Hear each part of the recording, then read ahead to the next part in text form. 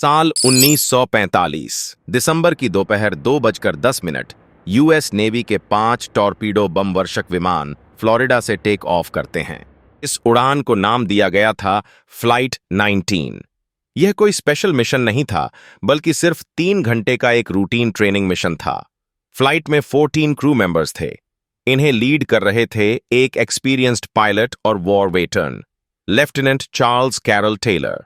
शुरू में सब कुछ नॉर्मल था, मौसम साफ था और विमान पूर्व दिशा की ओर उड़ रहे थे।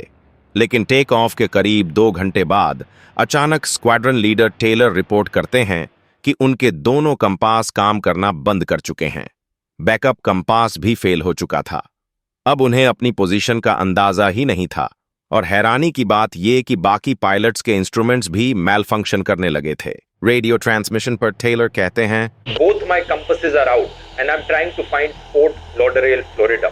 I'm over land but it's broken. I'm sure I'm in the Keys but I don't know how far down and I don't know how to get to Fort Lauderdale. धीरे धीरे मौसम बिगड़ता गया। शाम 4:56 टेलर को लगता है कि वे गल्फ ऑफ मेक्सिको के ऊपर पहुंच चुके हैं। वे आदेश देते हैं कि सभी विमान ईस्ट की ओर उड़ें। लेकिन कुछ क्रू मेंबर्स का मानना था कि वे पहले से ही ईस्ट में हैं और उन्हें वेस्ट जाना चाहिए। तभी एक विमान से रेडियो पर आवाज आती है, Damn it, if we could just fly west, we would get home. Head west, damn it. फिर भी टेलर का आदेश माना जाता है, लेकिन हालात और खराब होते हैं। सूरज ढल जाता है, अंधेरा छा जाता है। माना जाता है कि उस समय ये विमान फ्लोरिडा से करीब 370 किलोमीटर पूर्व में थे। शाम 7:04 टेलर का आखिरी रेडियो मैसेज आता है, All planes close up tight. We'll have to ditch unless landfall. We all go down together. और इसके बाद पांचों विमान हमेशा के लिए गायब हो जाते हैं। फ्लाइट 19 की तलाश में एक और सर्च एंड रेस्क्यू एयरक्राफ्ट भेजा गया, जिसमें 13 क्रू मेंबर्स थे, लेकिन वो विमान भी रहस्यमयी तरीके से गायब हो गया। यानी कुल 27 लोग उस दिन लापता हो गए। कई दिनों तक विशाल सर्च ऑपरेशन चलाया गया, उस समय का सबसे बड़ा सी और एयर सर्च मिशन। लेकिन न किसी इंसान की बॉडी मिली और न ही किसी एयरक्राफ्ट का मलबा। सब कुछ रहस्यमयी तरीके से गायब। दिलचस्प बात यह है कि यह गायब होना जिस जगह हुआ वही जगह है जिसे हम आज कहते हैं बर्म्यूडा ट्रायंगल।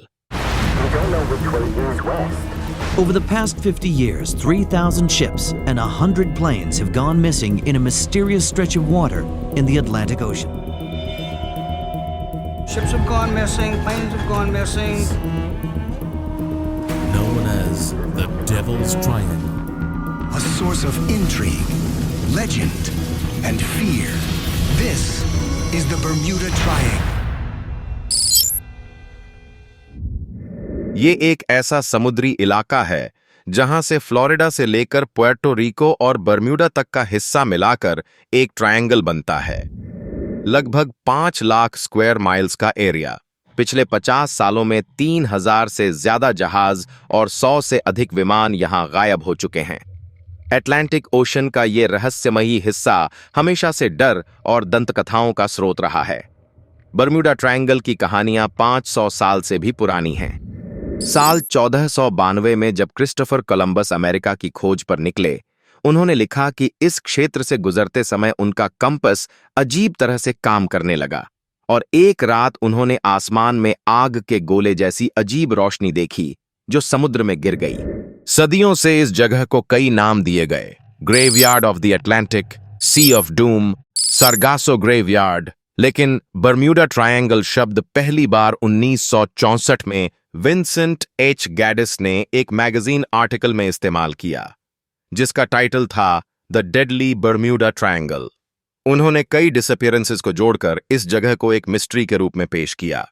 आर्टिकल में कोई साइंटिफिक एक्सप्लेनेशन नहीं था, लेकिन लोगों को यह आइडिया इतना पसंद आया कि बर्म्यूडा ट्रायंगल दुनिया की सबसे बड़ी मिस्ट्रीज में से एक बन गया। तब से लेकर अब तक न जाने कितनी किताबें, फिल्में, डॉक्यूमेंट्रीज और थियोरीज सामने आई हैं। अब बात करते हैं कुछ और इंसिडेंट्स की। 1881 में एलन ऑस्टिन नाम का शिप लंदन से न्यूयॉर्क जा रहा था। रास्ते में उन्हें एक अननोन शिप दिखाई दिया, बिल्कुल सही हालत में, लेकिन अंदर एक भी इंसान नहीं। कैप्टन ने अपने कुछ क्रू उस जहाज पर भेजे और दोनों शिप्स एक साथ चलने लगे, लेकिन तूफान आया और दोनों अलग हो गए। जब दोबारा देखा गया तो वो जहाज फिर से खाली था, क्रू गायब। कैप्टन ने नए लोग भेजे, लेकिन वही रिपीट हुआ, क्रू फिर गायब, शिप जस का तस। आखिर में एलन ऑस्टिन के मालिक इतने डर गए कि उन्होंने वो जहाज बेच दिया और उसका नाम बदलकर मेटा रख दिया। ये कहानी काफी मशहूर है, लेकिन एक्सपर्ट्स के मुताबिक शायद ये सिर्फ एक अर्बन लेजेंड है, कोई सॉलिड प्रूफ नहीं है। अब थ्योरीज की तरफ आते हैं। सबसे पहले है एलियंस थ्योरी।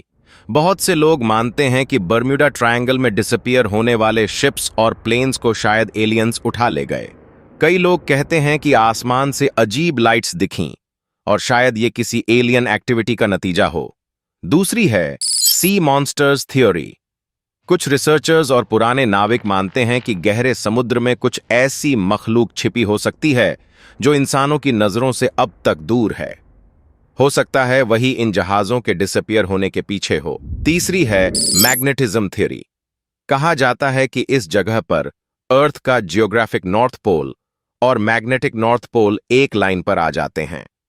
ऐसे में कंपास कंफ्यूज हो जाता है और पायलट्स गलत डायरेक्शन पकड़ लेते हैं। नेविगेशन में छोटी सी गलती भी बड़े हादसे की वजह बन सकती है। Shallow waters theory. बहामस के पास पानी बहुत उथला है। नीचे छिपी हुई चट्टानों और शोल्स की वजह से शिप्स टकराकर डूब सकते हैं। यानी हो सकता है इन डिसअपीयरेंसेस के पीछे कोई सुपरनैचुरल बात ना होकर सिर्फ भूगोल की सच्चाई हो। हरिकेन्स और वाटर स्पाउट्स थ्योरी। फ्लोरिडा और क्यूबा के आसपास हर साल बेहद तेज हरिकेन्स आते हैं, कभी कभी तो इतने अचानक कि जहाजों और प्लेन्स को संभलने का भी मौका नहीं मिलता। Methane hydrates theory. समुद्र की गहराई में मीथेन गैस जमा रहती है। जब अचानक ये बबल बनकर ऊपर निकलती है तो पानी की डेंसिटी कम हो जाती है और ऐसे में जहाज बिना किसी वार्निंग के सीधा नीचे खिंच सकता है। कई साइंटिस्ट्स मानते हैं कि ये एक बहुत लॉजिकल एक्सप्लेनेशन है। और आखिर में आती है साइकोलॉजी थ्योरी, बादर-माइनहोफ इफेक्ट। इस थ्योरी के मुताबिक जैसे ही लोगों ने बर्म्यूडा ट्रायंगल के बारे में सुनना शुरू किया, वैसे ही उन्होंने हर छोटी बड़ी घटना पर एक्स्ट्रा ध्यान देना शुरू कर दिया। असलियत ये हो सकती है कि डिसअपीयरेंसेस दुनिया के और भी हिस्सों में होते रहे, लेकिन ध्यान सिर्फ यहां पर दिया गया। आज तक किसी भी थ्योरी को पूरी तरह से साबित नहीं किया जा सका। कई रैशनल थिंकर्स का मानना है कि बर्म्यूडा ट्रायंगल की मिस्ट्री उतनी रियल नहीं जितनी एग्जैजरेट की गई है। जर्नलिस्ट लैरी कुशे ने कहा, असली घटनाओं के साथ समय के साथ बहुत सी कहानियां गढ़ ली गईं। यूएस कोस्ट गार्ड तक कहता है कि बर्म्यूडा ट्रायंगल को वो किसी खतरनाक एरिया के रूप में रिकॉग्नाइज ही नहीं करते। तो सवाल ये उठता है, फ्लाइट 19 और ऐसे कई इंसिडेंट्स का सच क्या है? क्या ये सब वाकई बर्म्यूडा ट्रायंगल की रहस्यमयी ताकत है या फिर इंसानी गलतियां, खराब मौसम और नेचुरल कॉजेज का कॉम्बिनेशन? दोस्तों, सच शायद कभी सामने न आए, लेकिन इतना जरूर है कि बर्म्यूडा ट्रायंगल आज भी हमारी इमेजिनेशन, क्यूरियोसिटी और डर को उतना ही फ्यूल करता है जितना 1945 में फ्लाइट 19 के गायब होने के दिन किया था।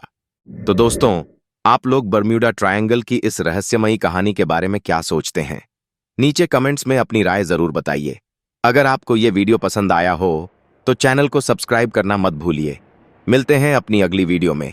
क्रिएटिविटी वाले बाबू साइनिंग ऑफ।